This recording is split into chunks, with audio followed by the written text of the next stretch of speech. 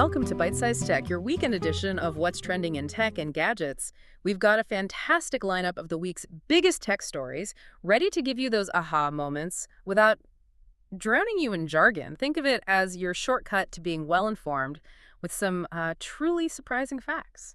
Today, we're diving into 5 fascinating topics, covering everything from giant tech company earnings, the kind that tell a strategic tale, to the gadgets that might soon be right on your face, literally. It's going to be a fun, fast-paced ride through the cutting edge. Indeed. And these aren't just, isolated headlines floating around. What's truly insightful here is how they connect to the broader picture of innovation. It really reveals underlying shifts in how technology is evolving, often in ways we might not immediately grasp. We'll be breaking down not just the what, but the critical why it matters for each one, giving you the context you need. So, are you ready to unpack these stories with us? Absolutely. Let's unpack this. Our first major story comes from Samsung and their Q1 2025 business report. Now, on the surface, it's packed with impressive numbers, showing a company that looks like it's, firing on all cylinders. But what's the real story behind these figures?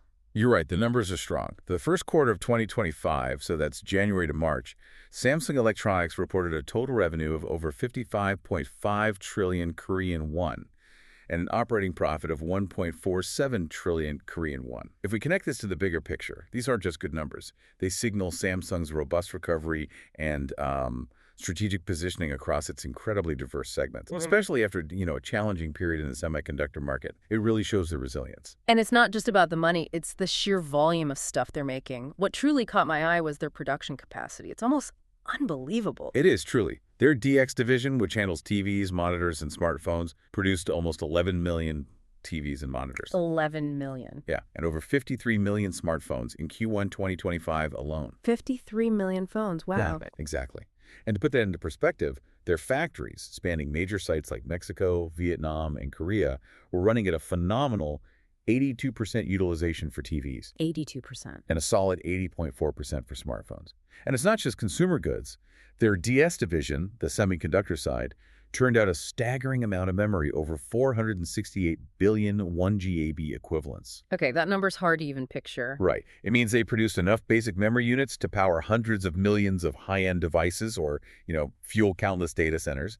This scale is what allows them to dominate global supply chains. That's a powerful testament to their manufacturing prowess. But with all that production, are they actually innovating or just churning out more of the same? Are they reinvesting those huge profits into new frontiers? Precisely the right question to ask. Samsung invested over 9 trillion Korean won in research and development in just Q1 2025. 9 trillion won, just for R&D. In one quarter, yes. This intense focus has resulted in them holding over 270,000 patents globally. That showcases their commitment to, groundbreaking technology. In terms of innovation, they're significantly expanding their AI TV lineup, growing from 34 models in 2024 to 58 models this year. That's quite a jump. It is. And they're integrating compelling features like AI Home for smarter living spaces and real-time translation for, a truly global entertainment experience. They're also pushing into super big TVs with new 100 and 115-inch models, moving beyond the previous 98-inch maximum, which kind of speaks to a shift in home entertainment desires. Okay, so bigger and smarter TVs. What does all this mean for us, the people actually buying and using these devices? How will these huge investments translate into our daily lives? Well, for you, the listener, it means 2 core things. More intelligent and larger screens in your living room, enhancing both entertainment and smart home control, and a mobile experience that's smarter than ever. New Samsung smartphones are deeply integrating generative AI for things like enhanced searches, real-time interpretation, summarization, and incredibly intuitive photo editing. So the AI is really becoming central. Absolutely. And beyond devices, services like Samsung Wallet are evolving to entirely replace physical wallets, handling IDs and tickets seamlessly. Samsung Health is transforming into a truly comprehensive health management platform, integrating new form factors and AI features. And what's fascinating is their strategic expansion into software-defined vehicles through Harman, their acquisition of Rune Labs for premium audio, and recently, Masimo Corporation's consumer audio division. This paints a picture of a future where your Samsung devices aren't just gadgets, but intelligent, interconnected extensions of your daily life, from how you pay to how you manage your health, all powered by integrated AI. Now here's where things get truly futuristic. Forget pulling your phone out of your pocket. The tech world is literally putting AI in front of your eyes. Alibaba just unveiled its Quark AI glasses, and it sounds like a bold move into a burgeoning space. This is indeed a rapidly growing area, and Alibaba's entry with the Quark AI glasses is very significant. They're designed for both everyday and business use. Imagine real-time language translation happening right before your eyes, or instant payments via QR codes using Alipay without fumbling for your phone. Okay, the payment thing sounds useful. Right. They even integrate with Taobao for on-the-spot price comparisons. Beyond that, they offer turn-by-turn navigation through Alibaba's AMAP app, hands-free calling, voice control, music playback, Yes. and even meeting transcription using Quark AI's advanced speech-to-text functions. Alibaba's strategy here is clearly to create a vertically integrated, closed-loop ecosystem. A closed loop, meaning they want you stuck in their world. Well, maybe stuck is strong, but yeah. Yeah. It means their glasses are designed to work seamlessly and primarily with Alibaba's own apps and services like Alipay and Taobao. The aim is definitely to keep users within their unified digital world rather than relying on third-party apps. That makes a lot of sense from a strategic standpoint for Alibaba. But how fierce is the competition in this budding market? Are there other major players already making serious moves in smart glasses? Oh, the competition is stiff and it's global. Meta's Ray-Ban smart glasses are currently leading globally, in terms of market share. And right in China, companies like Xiaomi, Rokid, and Xreal already have their own augmented reality wearables available. Okay, so it's getting crowded. Definitely. And we've also got intriguing players like Rayneo with their X2 glasses that have a built-in AI assistant powered by ChatGPT. This brings up a crucial question, though. How will these companies collectively overcome significant challenges, like achieving sufficient battery life for all-day use? That's always the big one. Exactly. And addressing pervasive privacy concerns, hitting accessible price points that don't, deter mainstream adoption, and ensuring global usability. These are not minor hurdles. The company that solves them most elegantly will likely win big. Those are undoubtedly monumental hurdles, but despite those challenges, it feels like there's a lot of investment and belief in this technology. Suggests the market itself is poised for massive growth, right? Absolutely. The global smart glasses market was estimated at nearly $2 billion USD in 2024. But here's the kicker. It's projected to skyrocket to over $8 billion USD by 2030. 8 billion. Wow. Yeah, boasting a compound annual growth rate of 27.3%. North America currently dominates the revenue share, holding about 35.39% in 2024. However, the Asia-Pacific region, especially China, is seeing a major surge in adoption. You've got a tech-savvy population and heavy investment in AR there. What's fascinating here is the potential for these glasses to genuinely replace current forms of interaction, especially considering that audio smart glasses already hold the largest revenue share in the market. Audio ones, like just speakers and a mic. Yeah, essentially, think quick access to information or real-time assistance without even pulling out your phone. It's a tangible step toward the more seamless, hands-free digital future. These visual ones are the next big step. Okay, shifting gears now to our trusty personal computers.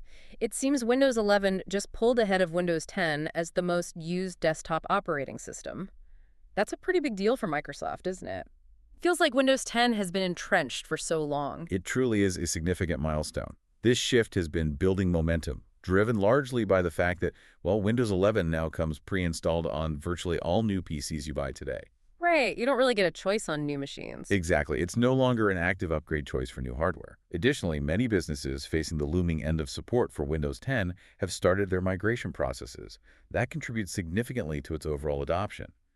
So it's not just individual users upgrading, but a massive enterprise-wide movement happening. So it's not simply personal choice, but a practical necessity or a strategic business decision for many. And Microsoft isn't stopping there. It feels like every update is bringing more AI features, really pushing AI into Windows 11, right? That's correct. Microsoft is integrating AI deeply into the operating system itself.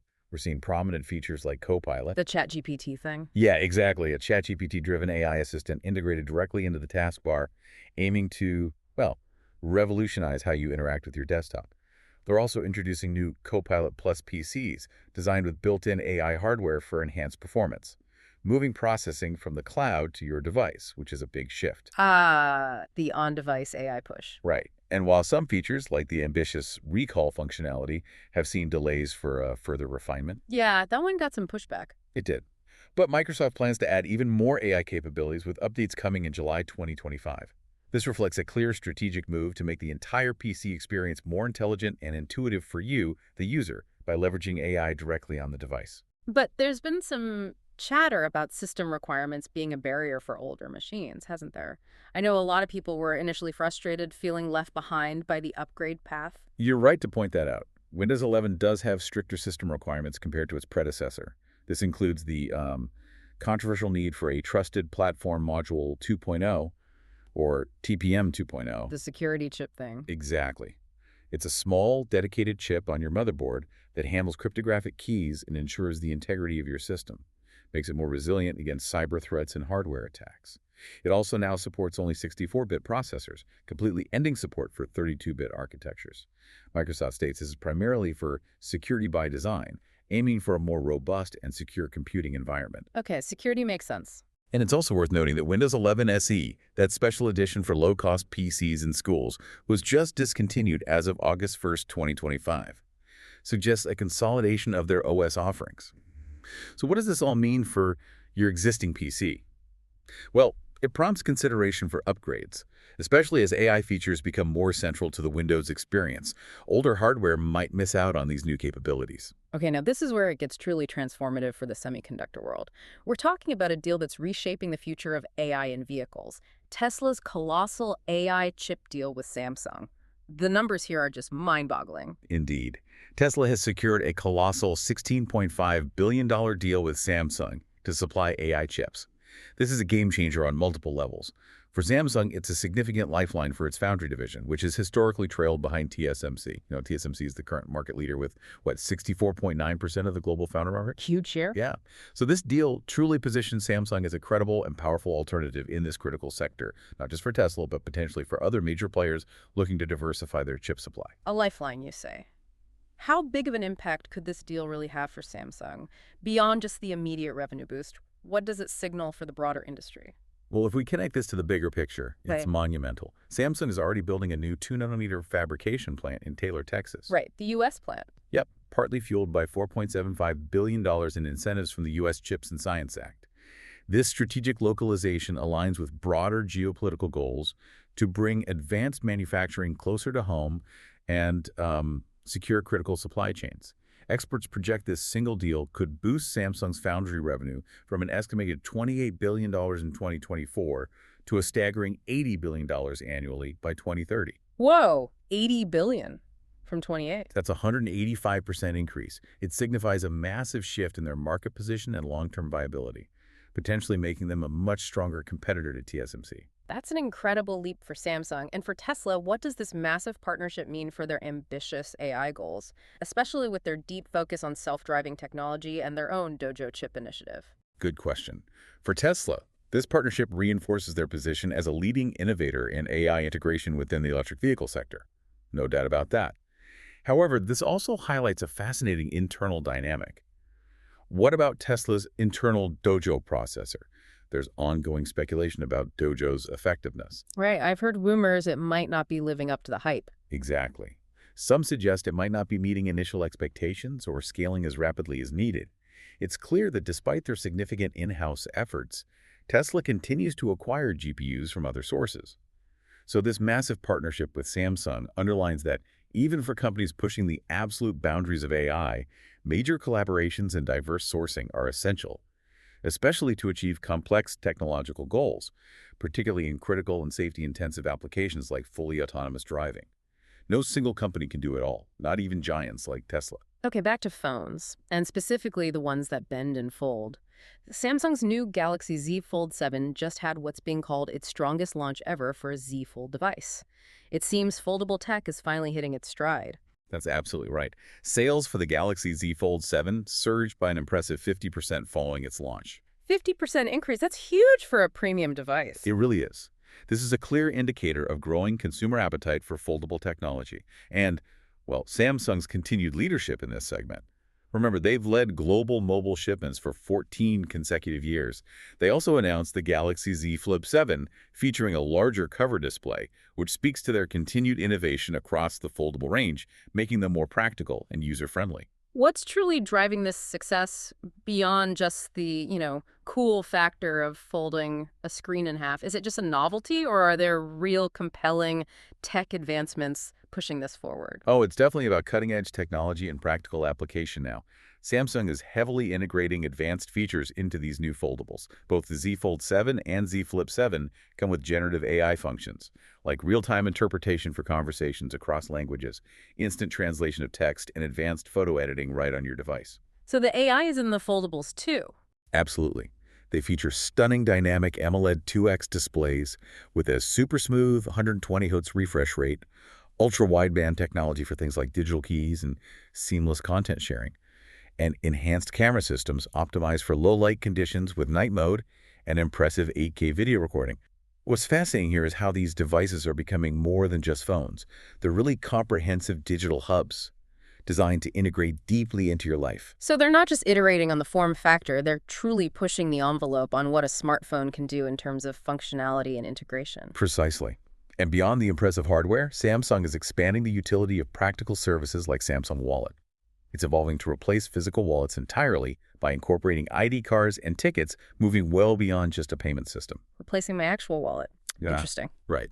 And Samsung Health is also being strengthened as a comprehensive health management platform, integrating new form factors and AI features to provide a more holistic view of your well-being. Yeah. If we connect this to the bigger picture, it's clear Samsung is betting on a future where your device is deeply intertwined with your daily life, from payments to health to seamless communication, all powered by integrated AI that makes every interaction more intuitive and powerful. Wow, what a week in tech. From Samsung's impressive financial results and innovative new AI TVs and foldables to the exciting and sometimes challenging world of AI smart glasses and Microsoft's big push with Windows 11, it's clear the pace of innovation isn't slowing down. And let's not forget that massive Tesla-Samsung AI chip deal that could fundamentally reshape the semiconductor landscape for vehicles. It's truly incredible how quickly these advancements are coming, making our devices smarter and more seamlessly integrated into our lives. I can't wait to see what next week brings. Indeed. And as we look at these rapid technological shifts, it raises an important question for you, our listener, beyond the gadgets themselves. How do you think these advancements will fundamentally change your relationship with technology and the world around you in the next few years? Will we be more connected or perhaps more reliant? Something to think about. That's it for this week. If you enjoyed the episode, like, comment, share, and subscribe for more fun tech discussions.